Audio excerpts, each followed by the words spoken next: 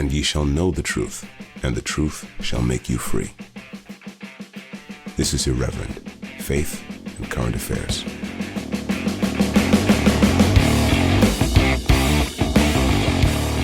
Hello everybody, and welcome to this episode of Irreverent. Now, this is something I'm doing in advance because I'm not actually around this week. I'm far away in a monastery somewhere, being very quiet, very still, and doing all sorts of really spiritual things. So anyway, the week before I'm going away, I'm recording a special interview with Nigel Biggar, Professor Nigel Biggar, Lord Biggar. Don't even really know what to call him. He's got so many titles, but I'm going to be talking to him about his new book, which I've got here: Reparations, Slavery and the Tyranny of Imaginary Guilt. Does what it says on the tin, I can tell you, having read it myself. So I'm about to interview him in about half an hour's time. Looking forward to that. I think it will be very interesting. It will be interesting for you as well, I hope. And then we'll be back the following week doing something else. Don't know what. We'll see. We'll see what's been going on in the mad world of the Church of England, and indeed in the mad world of the Western civilization. It's kind of what the podcast is about, I suppose. The church, Western civilization, the end of Western civilization as Christianity declines, but maybe a comeback for Christianity. Kind of seems like it might be possible. Anyway, I won't go on too much. Just to say, if you're watching this on YouTube or something, please subscribe. Subscribe to the podcast if you're listening to it. Please support us if you like the podcast, if you're a regular listener. I kind of think of this a bit like church. I wouldn't ask people who are just visiting church to support the church financially, but if you are part of, if you like, the Church of Irreverent, please do consider supporting us, because it costs money to run the podcast. Also, I live off the money I make podcasting and writing. Go to irreverentpod.com and click on the big red button and become a Patreon today for only £2.50 plus VAT in the UK. You get bonus podcasts, you get the episodes early, you also get our thanks and the warm glow of the warm sense. I was trying to add all those words together. It didn't quite well work. The warm sense of well-being that comes from helping out a worthy cause. So please do that. And listen out for the interview with Lord Biggar coming up right now. Till next time, bless you. Have a great day. A Church of England 2023 report commissioned by the Church Commissioners claimed that the institution of the Church of England is historically complicit in the transatlantic slave trade, and it recommended an initial £100 million investment, which could potentially scale to £1 billion for reparative actions, including funding racial justice initiatives and community projects to demonstrate inclusivity and relevance amid declining membership. This built on an earlier 2020 to 2022 set of reports that urged transparent reckoning with the past. As stated in the report, we believe that by addressing our past transparently, the Church and its teachings will be more relevant to more people. However, in his most recent book, Reparations, Slavery and the Tyranny of Imaginary Guilt, Professor Nigel Biggar has said that such self-flagellation stems from institutional desperation for social approval rather than balanced historical inquiry. And all of this, of course, relates to a wider trend in society. Just recently, the British comedian Lenny Henry has called for all black people, including himself, to receive slavery reparations at the taxpayer's expense. In a new book called The Big Payback, the comedian calls for reparations to the tune of a mere £18 trillion, which should go to both Caribbean nations and British citizens. He writes, "All black people need reparations for slavery. We personally deserve money for its effects." And no, this is not one of his jokes. And so to talk about all of this now, it's my pleasure to welcome, and let's see if I can get this right, the Right Reverend Nigel Biggar, Baron Biggar of Castle Douglas in the Stewartry of Kirkcudbright, CBE, Regius Professor Emeritus of Moral and Pastoral Theology at the University of Oxford, and Director Emeritus of the MacDonald Centre for Theology, Ethics and Public Life. Lord Biggar, thank you very much for coming on the podcast. Thanks, Jamie. And just in case any Scottish listeners were I'm going to listen to you. I need to correct you. It's not Cucubrite, it's Cucubri. Ah, Uh, but no one doesn't live there doesn't know that. It means literally the Church of Cuthbert, but it's ah, pronounced Cucubri. Kukubri. Okay, well, But you it's not spelt that way. one of those words I've just read and never heard pronounced before. So there we go. Well, thank you for that. No, I appreciate that. Nigel, if I may, thank you very much for this book. I mean, we've talked about this on the podcast before. We've had Charles White come on, I think, 2 or 3 times to talk about these issues now. So we've explored them a bit. So viewers and listeners who have followed the podcast for a while will be conversing with these issues. But why don't we just start with the overall context here? Why did you decide to write this book now? What issues are you trying to address? What's in the air at the moment? So, Jamie, I mean, this book on reparations is a kind of focusing of the issues that I was addressing in my larger book on colonialism.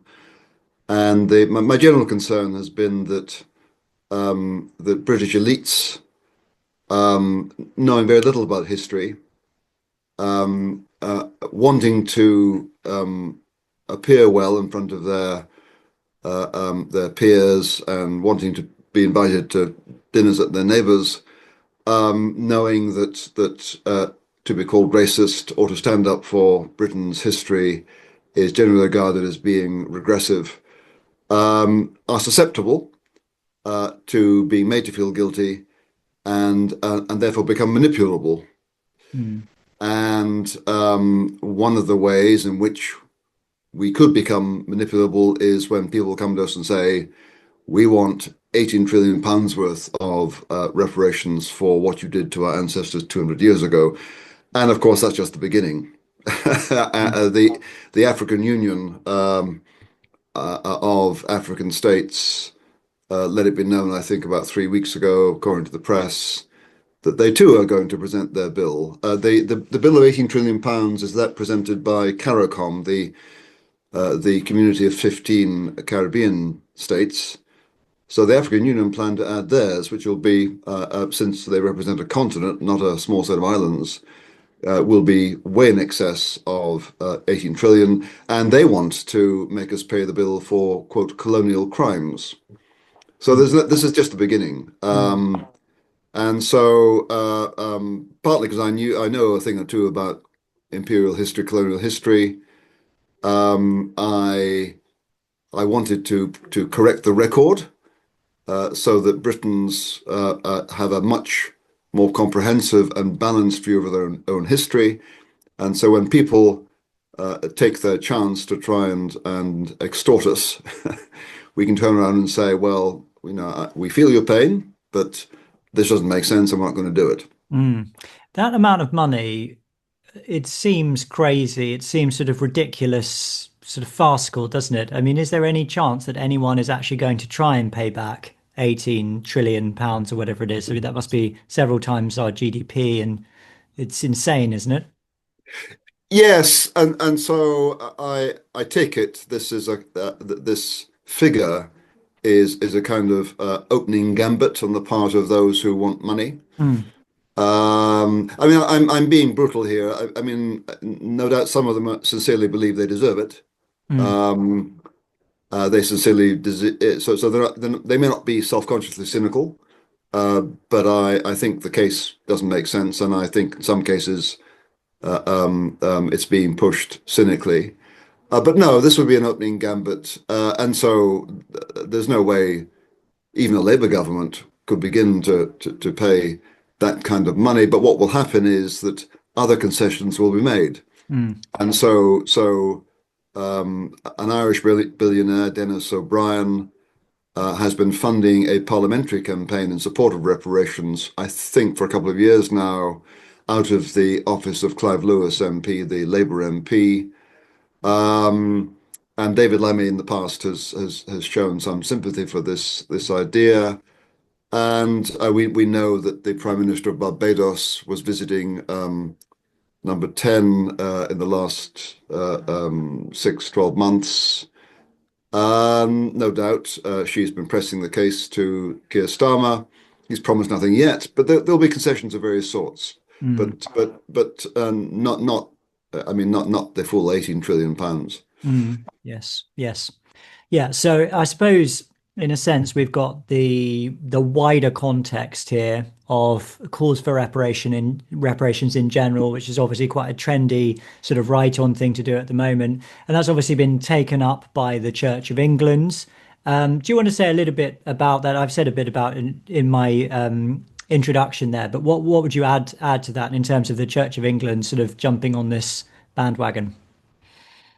Well, I noted, Jamie, that you quoted church documents in relation to this project. It's called Project Spire. Mm, And the project is, for listeners who are unaware of this, the project involves earmarking an initial 100 million pounds of the church's assets to be deployed in 4 places around the world. I forget exactly where, somewhere in the West Indies, maybe Barbados or Jamaica, I think Ghana, and lastly, black communities in England. So this is designed to support black enterprise, I think, in 4 different places as a kind of gesture of reparations for the church's involvement in historic slavery. Now, I noticed you quoted documents saying this would help to make the church more relevant, more inclusive. So I recognize there is a kind of missional or missionary motive here. This is designed to aid the church's mission, and I'm all in favor of that. Um, though I'm suspicious when the church decides it wants to become relevant, mm, because wanting to become relevant can mean that one unthinkingly aligns oneself with all sorts of fashionable trends, mm, and the church ain't supposed to do that, frankly. mm, I mean, my view is I don't care whether we're fashionable or unfashionable. We need to be Christian. yeah, yeah. um, my reading of what's happened is that the church has been propelled by its anxiety about being relevant into a project that has been ill-conceived from the beginning, Mm, and it's been rushed. It's imprudent. So I don't, in a sense, doubt its motives, at least on the part of some, although I do think others are exploiting the church's good intentions here. yeah, Um, so, but it's yes, it's ill-conceived both historically and morally and procedurally, because I think one of my major complaints about the process has been uh, not only the reckless rush to repentance, but the refusal to expose the assumptions driving this project to criticism. mm, And all due diligence requires us to test our assumptions by exposing our assumptions to criticism. And I just observe that I've held until recently the premier university chair in moral theology, in Anglican moral theology in the world. I think I'm quite well known as an ethicist and as a public Christian. I have a 20-year record on writing about forgiveness and reconciliation at a political level. I have recently written a book on colonialism, which involves some reflections on reparations. And did my church, I'm an Anglican priest, did my church ring me up and say, we want you involved in this project? We want you to come and test our assumptions? No. mm, And I don't say that at a personal pique, but it seems to me to demonstrate a methodological flaw here, that these people didn't want to hear yeah, contrary views, yes, and that's why it's foolish. yes. I can talk for England on this, so yeah, Yeah. I'll stop there for the moment. Yeah, no, no, absolutely, absolutely. And in some ways, I think you're actually being quite generous there when you say you applaud the motive, because I suppose in some senses, yes, of course, our motive is we want people to come to church. We want people, if they're not already, to become Christians, and we want the church to be relevant. But something about this whole thing seems to be putting the cart before the horse. The relevant bit seems to come first rather than the, preaching the gospel and teaching the scriptures and telling the truth. No, absolutely. And I think I just want to concede one thing that it may well be true. And I suppose I have in my memory stories of um, um, Anglican people from the West Indies who arrived in this country in the 50s and 60s Mm, after the Second World War being cold-shouldered by their white Anglican confreres. So it may well be that the Church of England has turned a cold shoulder to Black Caribbean Anglicans, perhaps out of racism, perhaps out of just cultural a sense of a clash of cultures, whatever, and that of course needs to be repented of. And if there are Black British Anglicans who deserve promotion in the church, then that should happen. So I'm all for that kind of addressing a particular problem with perhaps racial prejudice or racial disadvantage in the church. mm, That's absolutely right. yeah. But this ain't the right way to go about it because it's ill-conceived. Yes. Okay. Sorry. Well, just I mean, um, yes, I mean, I don't know whether if you had Charles White on your program, they may well have heard this before, but um, um, just on in terms of the history. Mm, Um, Yes, so the church commissioners and it's the church commissioners of England who are responsible for the church's assets. This is the body that has driven this project, although both archbishops of Canterbury are among the church commissioners. yes. And so they commissioned a report that appeared to reveal that the Queen Anne's Bounty, an 18th century fund designed to support poorer clergy, had invested in the slave trading operations of the South Sea Company in the 1720s. Yeah. And that's the main link between the CFE and slavery. Subsequently, several historians, including Robert Toombs of Cambridge, Lawrence Goldman of Oxford, and Richard Dale, retired professor of international banking at the University of Southampton and author of a book on the South Sea Company, and also Francois Velde, Dr. Francois Velde, who belongs to the First Bank of Chicago, but writes research papers on the history of banking. These four historians have come forward to say that the church has misinterpreted the data. Mm, That yes, among other things, the South Sea Company did have a minor operation in slave trading. They were allowed to send one ship to Spanish possessions, and that ship sometimes carried slaves, but that the Queen Anne's Bounty never invested in that. mm, It invested in annuities elsewhere in the South Sea Company. And by the way, anyone who did invest in slave trading through the South Sea Company made no profit because that operation was a constant loss maker. yeah. So that's the historical flaw.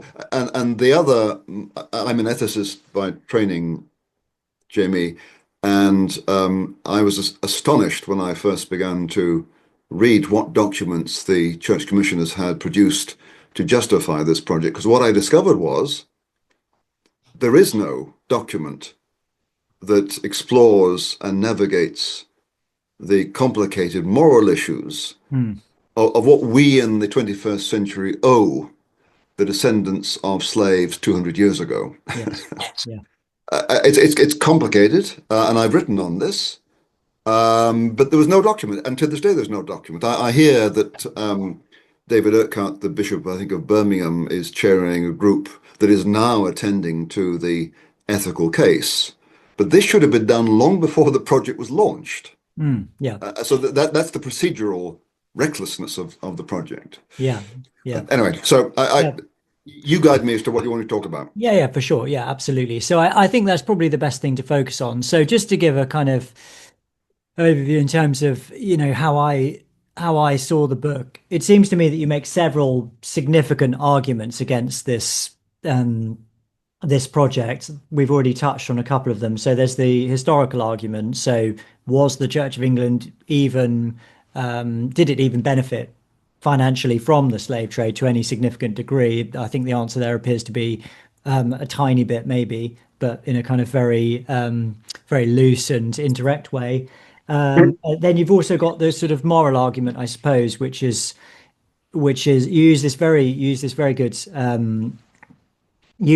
phrase. I think is it the jungle of history? I think The riotous jungle of history. riotous jungle of history. It's a very good phrase because I think the point you're making there is essentially that, so many things happen over, say a 200-year span.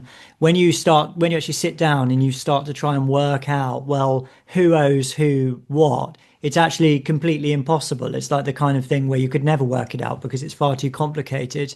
Yeah. And with something like this, it's as though one issue is isolated. So, white British people being complicit in the transatlantic slave trade. But even that one historical situation in itself is far more complicated, as you point out. That you had Africans who were complicit in the slave trade. And indeed, it ignores the wider context of slavery in general, in terms of the fact that, pretty much every single empire that's ever existed has traded slaves. And of course, then that takes me to the other main plank of your argument, which is really the intellectual case that's been made by the Church of England, to the extent that it has ignored Britain's abolitionist legacy as well, which I think lots of people probably don't even realize. I mean, people realize that we abolished the slave trade, but people don't realize that we expended all this effort and energy and manpower actually suppressing the slave trade worldwide. So there's a major plank of your argument. I suppose one of the things I would say is, if we were to try and be as generous as possible to the other side, is there any world in which you could see reparations being morally legitimate?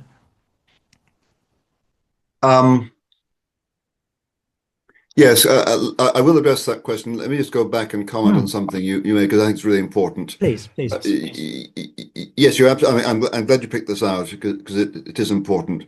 I mean, what's wrong with the case for reparations is this myopic focus on what some white Britons did to Black Africans. And what's wrong with it is, yes, it takes it completely out of context. What it does is it makes this a black versus white thing. And I think this is a sign of what we've imported from the US. Black Lives Matter. We have imported radical black politics. So white people are guilty for what happened to black people, whereas the truth is, as you said, if you put it in context, all sorts of people around the world were doing slavery, from Native Americans on the northwest coast of the Pacific to Maori in New Zealand. And yes, Africans were involved in enslaving other Africans from Roman times, long before Europeans arrived. So this is not a black versus white thing. And so this I regard the black versus white narrative as racist. Yeah. Because it says white people bad, black people good victims. Not simple as that. So that's that. To your question, yes, the classic case of as it were political reparations was, of course, the German state after the Second World War compensating or making reparations toward Jews, both individuals and then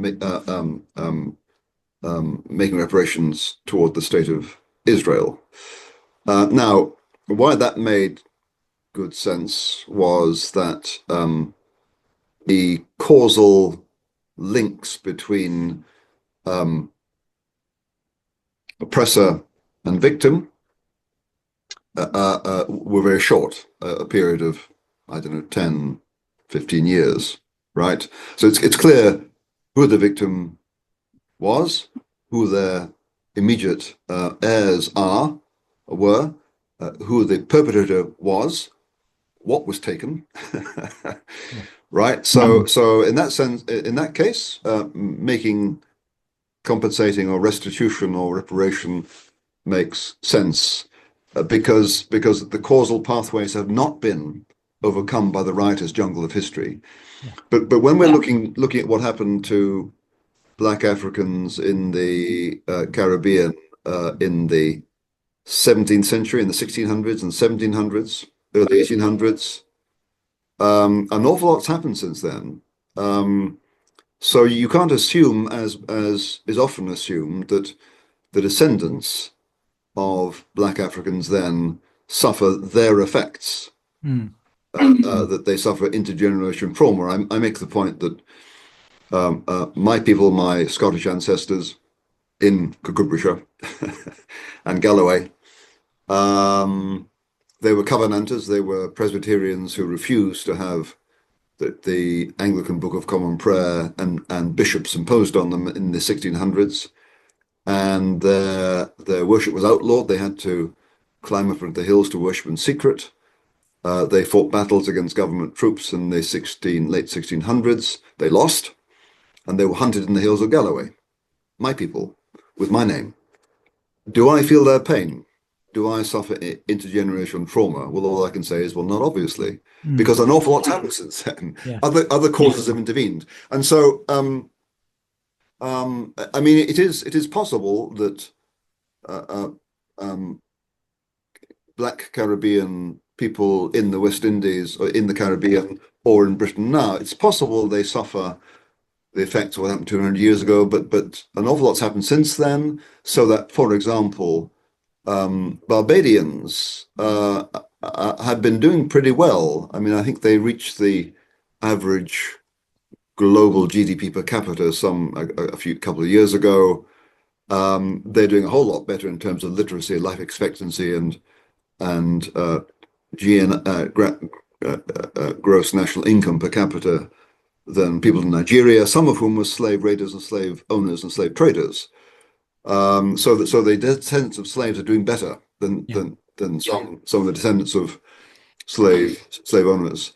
So an awful lot's intervened. Yeah. So, I mean, if I were to try and just summarize part of what you have said, and this is kind of what I was thinking when I was reading the book, it's almost like the closer in time a wrong happens and the more immediately obvious it is what has been taken, the clearer the case for reparation. So, for example, if somebody came into my house and stole my laptop now, and then they ran off down the street and we caught them, it would be very clear what would need to happen. You know, you stole my laptop, it was 5 minutes ago, give it back. But in 200 years, if my descendants said to the descendants of that person, you know, 200 years ago, one of your descendants stole, you know, my whatever grandfather's laptop, give us the equivalent of a laptop today, that would be Yeah. absurd. And there's a common sense. I mean, you've articulated it very well in your book, but there's a common sense feeling to that, isn't it? Most people, it seems to me, would just understand that instinctively it's insane to ask for reparations for something that happened 200 years ago or 500 years ago or 1,000 years ago or something like that, because time changes things. It makes things far more ambiguous than they are in the immediate present. So that seems to be quite obvious. Absolutely. And so Jamie, you know, since we're both Christian and since lots of people watching us will be Christian, let me explain what I think a Christian view of these things is. I mean, yes, Christians following Jesus, following the Hebrew prophets, we're concerned about justice and social justice. Absolutely. But the truth is that history contains an ocean of it. An ocean of injustice. Yeah. An ocean. And as the famous African American abolitionist Frederick Douglass said around the mid 1800s, as for the poor slaves who died in chains or were worked to death in the Caribbean in the 1700s or in the American South in the 1800s, there is no compensation. Mm. Right, they're dead. And That's one of the reasons I believe in God, because the human impulse to justice is very strong, and we want to do it. But the truth is, an awful lot of justice we just can't do. And so I get on my knees and I pray, God, do what we can't do. I remember 10, 15 years ago coming out of a cinema in London, having just watched the film by the famous Polish director Andrzej Wajda, the film Katyn, which is about the slaughter of 20,000 Polish intellectuals, leaders, military officers in 1941, I think, or was it 40? No, 41. It was long held that this was done by the Nazis. It turned out it was done by the Soviets. And at the end of that film, which is it's well worth watching, but it doesn't end well. I came out of the cinema muttering to myself, there has to be a hell. There has to be a hell for all of Stalin's callous assembly line murderers who died in their beds, many of whom did. Stalin himself died in his bed. Meaning there has to be justice beyond this world and done by someone who's more than human, because so little of it can we do. And what I see, the way I see the kind of social justice movement, and I think that, or what you might call the drive for woke justice, which I think is characteristic of Project Spire, is a very unchristian sense that we can untangle history. We can put right what happened 200 years ago, because we're gods. We're gods. And I actually see this as profoundly unchristian. In a certain sense, it's well-meaning because it's driven by a sense of justice, but it's not a creaturely search for justice; it's a godlike search for justice. And therefore, it's all the more ironic that the Church of England has bought into this. Yeah, absolutely. Well, since you just said that, it raises another question for me, which is number of people have said that the woke impulse, however you want to describe it, the sensibility of wokeness is a sort of secularized or perhaps distorted form of Christianity. What do you think about that? No, I think that's right. I've reflected on it quite a lot, and I did so at the end of my book on colonialism, and I tried to develop the reflections at the end of my book on reparations. Yes, because yes, and what's secularized about it is that, in part, yes, it's got the passion for justice of the Hebrew prophets and indeed of Jesus. It's got that. But it is completely lost any sense of the social justice warriors' creaturely limits, any sense of the social justice warrior's sinfulness. Because for the social justice warrior, the wrong is always there. It's you, Jamie. It's not me. It's you. Yeah. No sense of finitude and sin running down into the heart of the crusader. And that means the social justice warrior, the woke warrior, is merciless.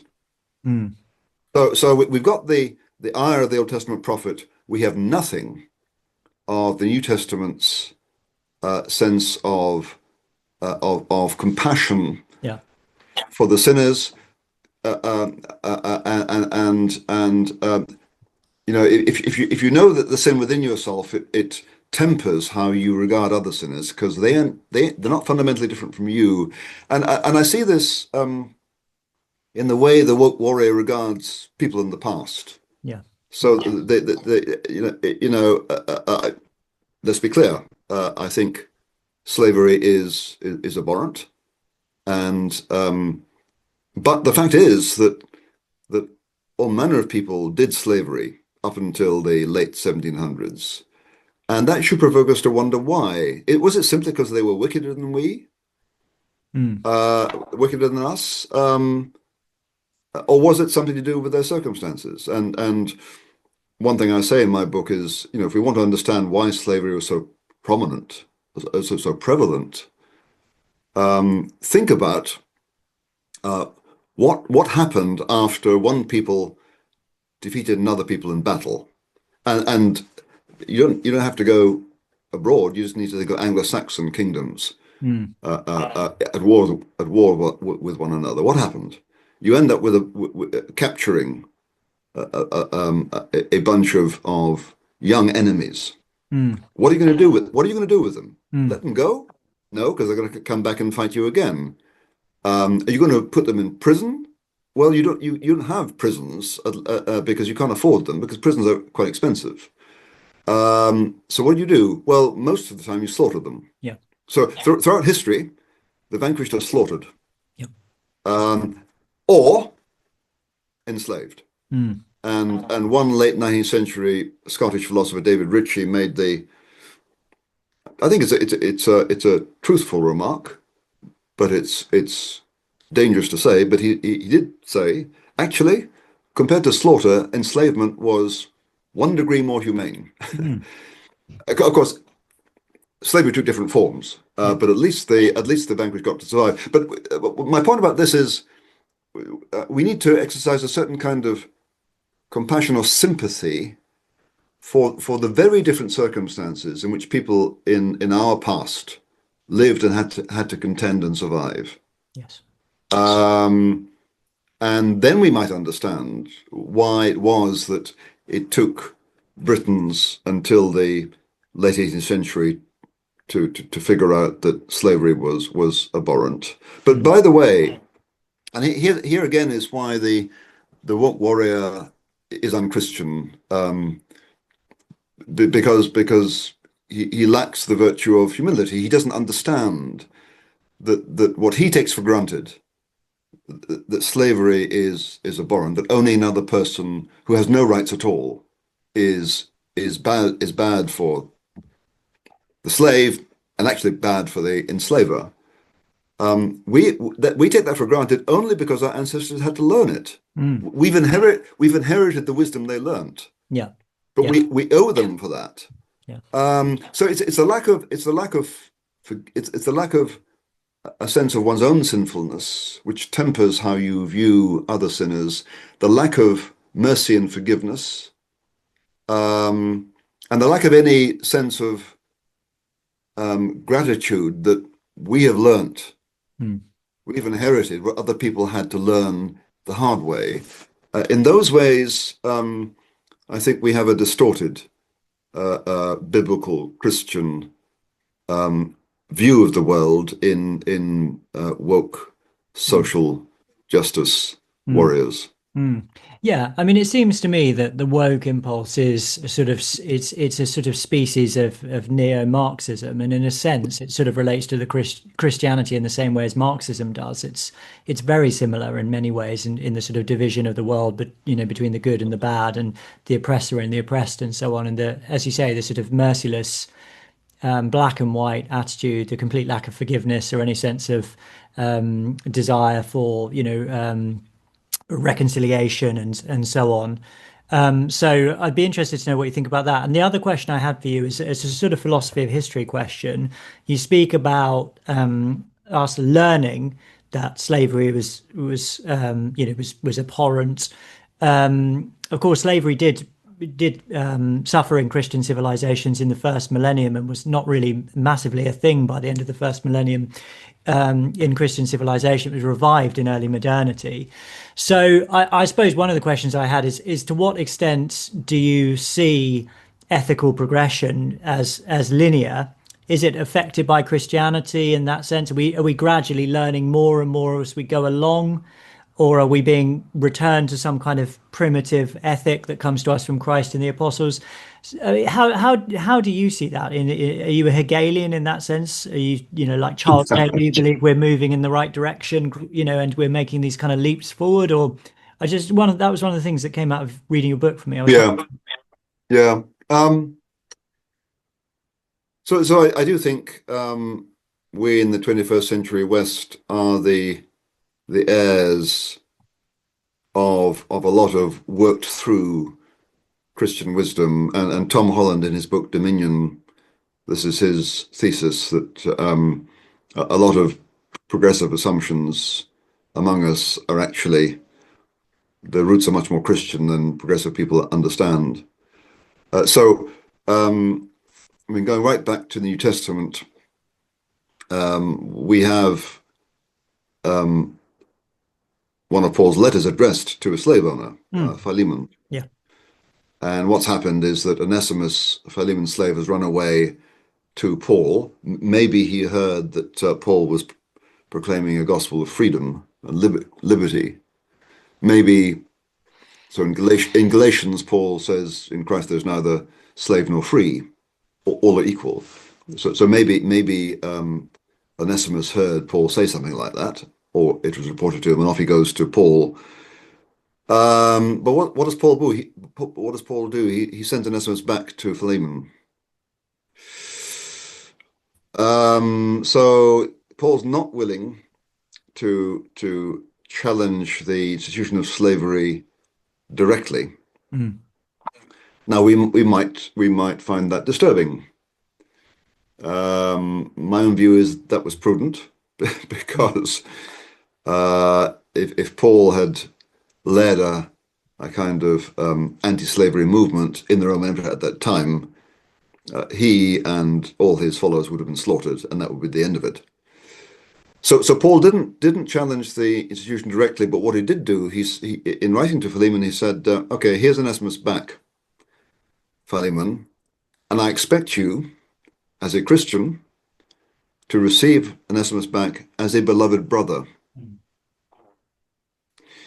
And my view of this is that we've no idea what Onesimus did, but insofar as slave owners start to treat slaves as beloved brothers, the institution of slavery is destroyed from within. Mm, yeah.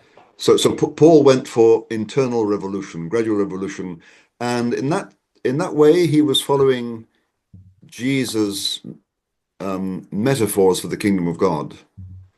Right? Jesus' metaphors are not revolutionary. Mm. Not revolutionary in the sense of a sudden overturning. They are gradual. It's the growth of yeast. Right? It's the gradual organic changing of things. Anyway, so we get Paul laying down a certain subtle marker against slavery in the 1st century AD. I don't know a lot about the history, but I do believe that it was, I think it was Anglo-Saxon archbishops in England, or early Norman archbishops, who persuaded the Anglo-Saxons or the Normans to outlaw slavery in England in the 10th or 11th centuries. And I've certainly read that by the end of the 13th century, slavery lost all legal status in France and England. So that when the famous Somerset case came before Lord Mansfield in, I think, 1770, this was the case of a slave brought from the Americas to London. The slave escaped from his master, and the slave had been caught again, but someone made a case in court that he should not be returned to his master. This came before Lord Mansfield, and such a case had never been tried before, but Mansfield judged that slavery has no status in this country. So no, the slave can't be returned. So there was a gradual movement against enslavement, but then that reached its pitch at the end of the 1700s when, thanks first to the Quakers and nonconformists, and then evangelical Anglicans and Methodists, the abolition movement for the abolition of slave trading and then slavery became a widely popular movement. And in 1791, one petition to Parliament, I think, was signed by 20 or 30% of the male population of the country. Remember, this is long before mass democracy, long before mass communications. So I do see progress there. Am I Hegelian? I don't. No, I'm a Christian. I don't think progress is secure, short of the kingdom of God. We can roll back. We have rolled back. Yeah. So it's not all going forward, but there has been progress. The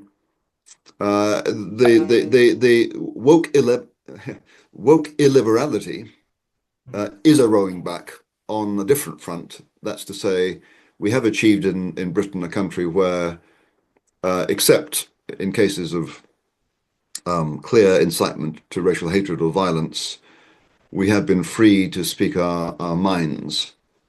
And I think it's important because I think it's important we test each other's ideas and make sure that orthodoxies that might be false don't reign among us.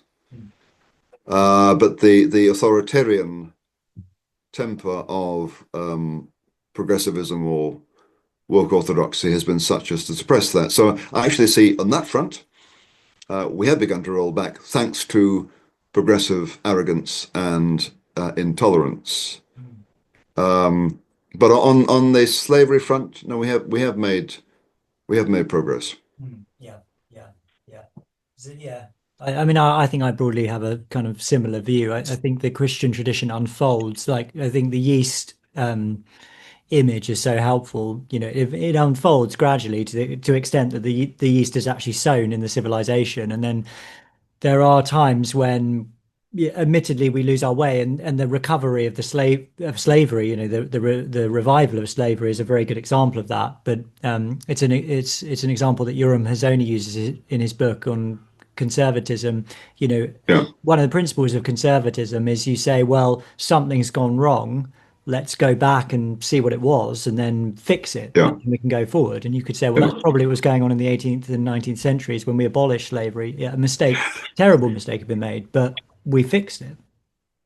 Yeah, and I suppose it's important to, I didn't point this out, of course, the slave trading, slavery that some Britons were involved in the 17 and 1800s took place way overseas. Mm, So, of course, some people knew about it, but a lot of people didn't know much about it or anything about it. So that was one reason it was tolerated because it was far away. yeah. Um, but the more people got to know about it, the more they heard stories about it, the stronger the movement began, which I take it is why we had that movement at the end of the 1700s. I think from about 1750 onwards, Mm, you see it growing. yeah. Yeah. But again we need to have, you know, even if we're critical of our 18th century ancestors for not getting to this quicker, we need to bear in mind that we live in a world where of global communications. We know what's happening everywhere instantly. In the 1700s, people lived in villages in the countryside. They heard virtually nothing about what's going on in the world. Yeah. Yeah. Absolutely. Yeah, I mean, I suppose one of the words that just came up for me over and over again when I was reading your book is the word context. I think that's the thing, is so much context. I mean, so much context. Civilizational levels of context are ignored in order to make this case for reparations. And another aspect of context, I would say, would be the moral blind spots that we have today. You know, it's very easy for the kind of progressive mindset to think, well, we are at the cusp of that kind of Hegelian linear progression of history, and that Yeah, we don't do anything wrong, but we do things which are very, very bad indeed. You know, and I would point to the industrial levels of abortion that are carried out in Western countries, which yeah, you know, future generations will hopefully look back on and think, well, what on earth were they doing? But that's why I think that question about the philosophy of history is so important, because that, in a yeah. sense, can distort everything, can't it? Yeah, no, I can, and I agree. I mean, I think we can. There are ways in which clearly we have become more morally aware than our ancestors, but not in every respect, not at all. No, and I think I mean, on the abortion issue, Jamie, I'm a bit kind of wobbly on that, but there's a proposal stuck onto a bill coming through Parliament right now that would permit abortion right up until the eve of birth. Mm. And I have to say, I find that completely intolerable, because the principle of autonomy has so excluded all other considerations, so that I mean the difference between a fetus on the eve of birth and the infant the day of birth is zilch. I mean, yes, there's an umbilical cord, but both human beings are radically dependent Mm. on their parents for survival. There's no difference. So if we permit killing of a fetus up until the eve of birth, there's no reason in principle why we shouldn't allow the killing of infants, Yeah. right? But we've got to this stage where abortion, which was supposed to be granted on only on limited conditions, has become virtually available on demand. And now the restrictions are being even further loosened. So there can I agree with you, there can be degeneration as well as enlightenment. Yeah, and I'm sure there are other issues as well, which we're probably you and I may not even be really aware of for No, various no. reasons. Maybe our own moral blindness, maybe just, as you say, a lack of information, a lack of emphasis, and so on. Yeah, yeah. But let me ask you, just because we've got a few minutes left now, and I do want to talk a bit more about the Church of England. Let's give a bit of So do I. yeah, yeah. Let's give a bit of context about the church commissioners and the money. Now, it's my understanding that they have an investment fund which is worth around 10, 11 billion pounds or something like that. And that this money, this hundred, I mean, correct me if I'm wrong about this, but the 100 million is earmarked, that's been earmarked is ostensibly coming from that fund. And then the £1 billion will be the result of investments that are made with that 100 million or further donations from elsewhere. I wasn't entirely clear on that. So there's that money side of things, which I think is important context. But I suppose, beyond that, what I see is a fairly obvious kind of desire to be sort of trendy and relevant. And you're actually very excoriating about it in the final chapter of your book. But beyond that, do you think there's a sense in which the Church of England, it's sort of sloshing around in all this money and it's just thinking, well, we've got to do something with it. What can we do that sort of appears relevant and ethical? Because of course, on the grounds, it's very frustrating when you're in the parish and you're thinking, well, all these dioceses, my diocese, every other diocese is running an annual deficit and they've got these billions of pounds. You know, what's going on? Is it just sort of white man's burden, and they happen to have all this money, or what's your kind of take on that?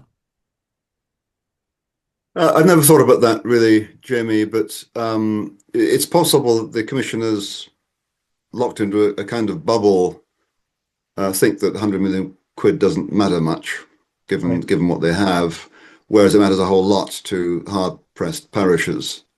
Quite possible that's the case, and I do the behaviour of the commissioners from the very beginning appears to be locked in a kind of bubble, as I said, just not open to criticism, and their response to myself and Robert Toombs and Lawrence Goldman and Richard Dale and Charles Wyde KC, former Old Bailey judge, and Tony Sewell, Lord Sewell, descendant of slaves in Jamaica. We've been making the case that the Church Commission have made a mistake since February last year, 2024, and the response has been completely dismissive and defensive on the part of the commissioners. And again, I think this is expressive of a kind of bunker mentality, divorced from the wider church. So that on the July the 14th of this year, at a fringe meeting of General Synod, an officer of Project Spire accused critics of deliberate disinformation, which is the deliberate spreading of falsehoods, which is lying. I'm the most prominent critic. Mm.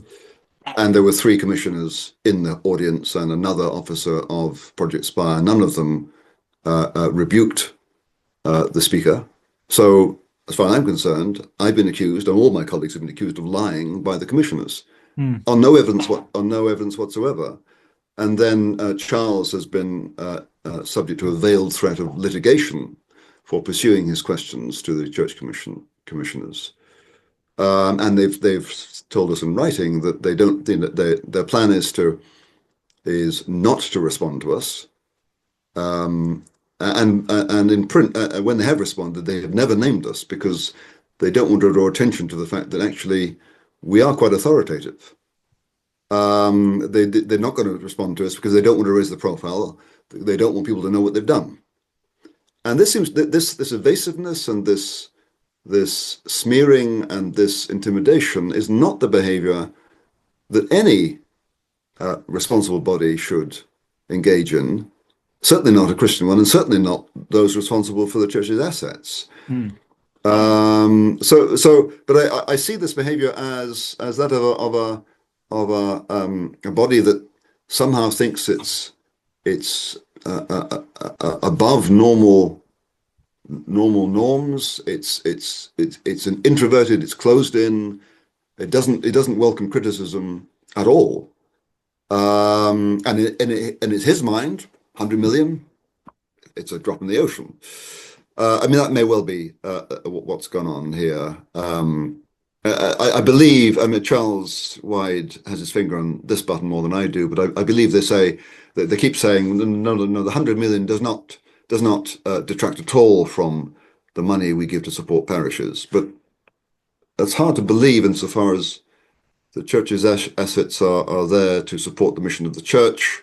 And I guess they argue this is part of the mission of the church, except it's completely ill-conceived. Anyway, yeah. Now I want to be careful here because I don't want to put words in Charles Wyde Casey's mouth, and I also don't want to be inaccurate about these things. But at some point, I've heard a question about whether or not it would even be legal for the church commissioners to do this with this money. No. This is. I mean, Charles is a relentless terrier. He's very meticulous, and what he has discovered is that Project Spire was outside the ultra vires. What does that mean? That means it's outside the jurisdiction or the powers of the Charity Commission to spend this money. Therefore, having discovered that, the commissioners have now applied to the Charity Commission to set up a separate charity, which would have the power to use this money in the way they want to.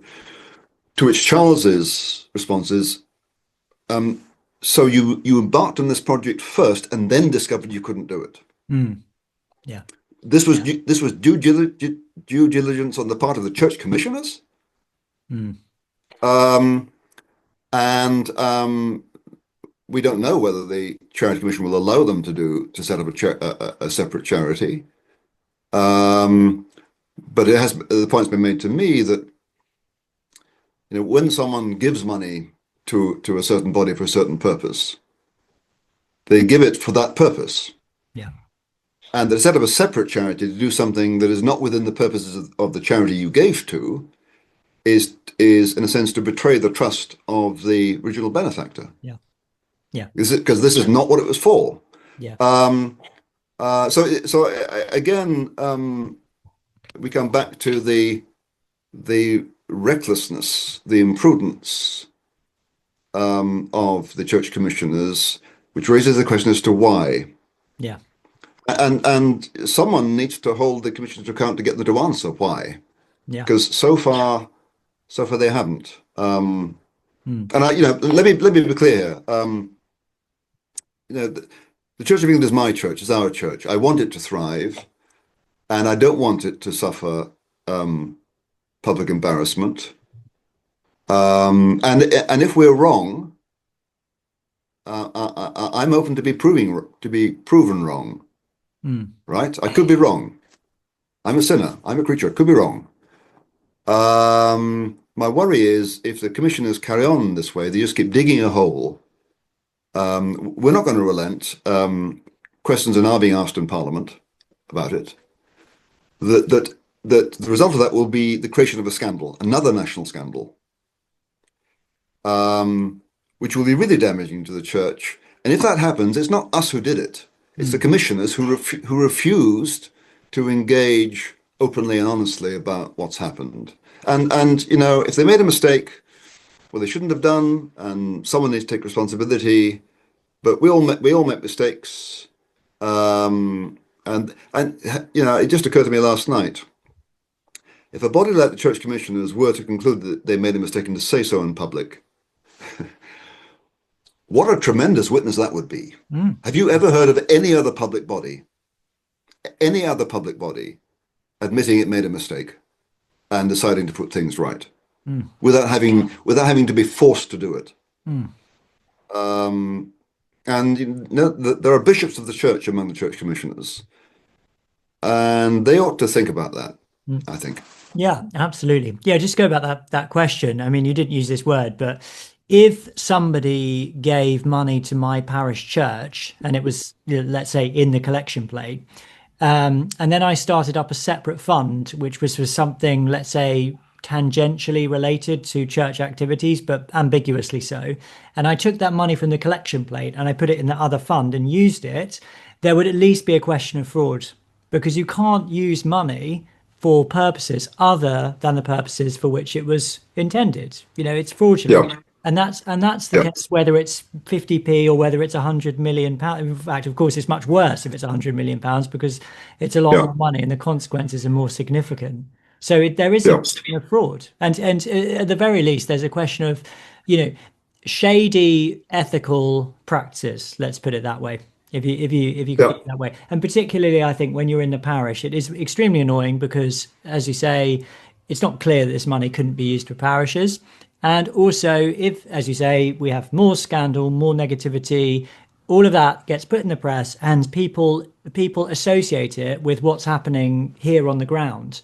And so you're yeah, constantly you in the parish need to sort of wage your own PR war and say, well, you know, this has nothing to do with us. It's, you know, it says the Church of England in the Daily Mail or whatever, but yeah, really what it means is the church commissioners who are in some building in, you know, they're not in Millbank anymore, but somewhere in the middle of London yeah, making these decisions. They're completely remote. They've got nothing to do with what I consider to be the yeah. real Church of England, which is actually the people. Yes, and here it appears the church is again replicating a phenomenon in wider society where the elites running institutions are out of touch with the people who have to inhabit the institutions. Mm, I'm sure that's not all, you know, there are lots of commissions, I think 33 of them. Uh, this is, you know, they're in touch with progressive views and progressive activists. Um, and they think they're doing the right thing, but they didn't bother to test this against anyone else. So yes, it does seem another case of an out of touch elite. And again, ironically, the church is desperately trying to be relevant. mm, It's in this case, it's just repeating the mistakes, mm. all the mistakes being made by their institutions. It's not being distinctive at all. Yeah, yeah, yeah. So And I guess that's the problem with relevance. You end up simply mirroring what other people are doing. yeah, exactly. Really make yourself irrelevant. I mean, I always say that the church should be the thermostat rather than the thermometer, but it just seems to me like it's just completely the wrong way around. But let me That's just good. That's a good. Yeah, well, thank it's you. a good metaphor. I didn't make it up. I got it from All somewhere else. right. I just repeat it quite often. So we'll have to end in a moment. But let me ask you this then. What are your hopes for the future vis-a-vis this issue? Do you see your book having an impact? And also, how what are your hopes for the incoming Archbishop of Canterbury, Sarah Mullally? Is she going to have a positive role to play here? And what would your hopes for her involvement in this be? Yeah. Well, a colleague has sent every commissioner a copy of my book, so they can't say they didn't know. Mm, yeah. So I hope that might cause some reflection. And in my Telegraph article last week, I ended the paragraph ended by saying we beg you to think again Mm, to avoid a national scandal. mm, So I hope they will listen. Because it's my church and we all want it to thrive, yeah. and we don't cause trouble to damage it. Yeah. As for Sarah Mullally, God bless her and God speed her. Um, I heard her give a very good speech in the House of Lords against assisted suicide. I've heard that she has been a good pastor. And of course, she has had experience in running a very complex healthcare institution. So she knows what management involves. My only worry is often managers are the problem in institutions. Because they don't like trouble and they want to stamp out fires, and therefore people who speak up, like me, and who speak against the trend, we're trouble. Mm. And so the tendency of managers who want to avoid conflict is to ignore us or suppress us, which is actually what the church commissioners are doing right now. Mm. And I just hope that Archbishop Sarah, in addition to wanting to avoid conflict, and you know, I understand the need to avoid conflict in institutions because conflict is exhausting and it takes up time and energy.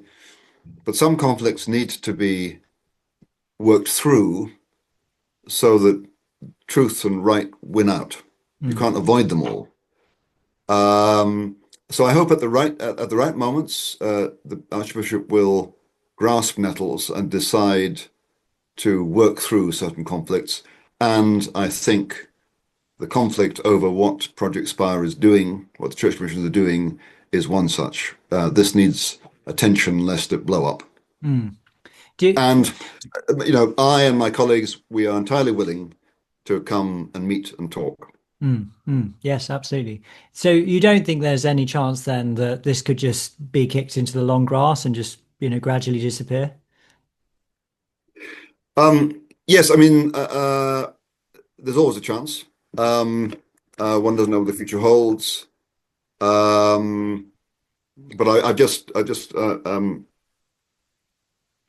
seen on Twitter a quotation from T.S. Eliot about you know, something to the effect that we are trying to save what's being lost, and the times may not be propitious, but our job is to do the trying.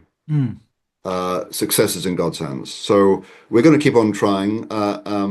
As I say, questions are being raised in Parliament, and we prove pretty tenacious so far, and we'll keep on trying. And I hope the Church Commissioner's attention is got before things get irretrievable. Well, let's hope so. Let's hope so. Thank you very much, Lord Biggar, for being with us. So your book, Reparations, Slavery and the Tyranny of Imaginary Guilt, is out now, available everywhere. Do you have anything else that you'd like to point people to who are listening or watching? Well, just this. Yeah. Yes, and I've given several interviews on which are available online now. I have another book coming out in February next called The New Dark Age: Why Liberals Need to Win the Culture Wars, but that'll be 6 months ahead. Yeah, that's all. Great. Thank you very much. You were blogging at one point, weren't you, on Substack? Oh, no, I do have a Substack. I try and feed it every week. Sometimes it's quite difficult to keep feeding it, but I need to start writing again. Yes, and there are a number of articles on reparations I put up online on Substack. Okay. I don't manage my Substack directly. I have someone else who does that. How much of what I write about reparations is available free, I don't know. But if you're keen, you could always pay. Well, very good. Yes, it doesn't hurt. I'll find your Substack and I'll put a link on the show notes and under the YouTube video so people can find it. Yeah. Thanks a lot. No problem. Thank you very much for appearing. It's been a pleasure to have this conversation with you. It's always a pleasure to talk, Jamie, and thanks for having me on this occasion. I look forward to future occasions too. Thank you so much.